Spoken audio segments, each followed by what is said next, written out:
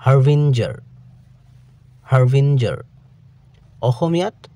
harbinger এই শব্দটোৰ অৰ্থ হ'ব আগজাননী বা সংকেত বা অগ্ৰণী বা অগ্ৰদূত অৰ্থাৎ ভৱিষ্যতে কিবা এটা হোৱাৰ সংকেত দেখুৱা অহা এই দুটা বাক্যৰ সহায়ত আৰু বেছি ভালকৈ বুজি লওঁ The sound of a doorbell দুৱাৰৰ ঘণ্টাৰ শব্দ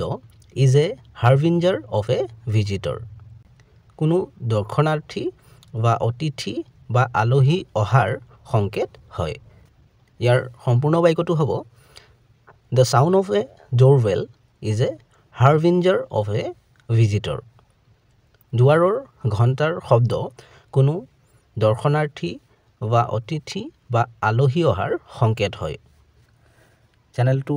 সাবস্ক্ৰাইব কৰি ল'বা কাৰণ এনে ধৰণৰ ভিডিঅ'বোৰ ইয়াতে পাই থাকিবা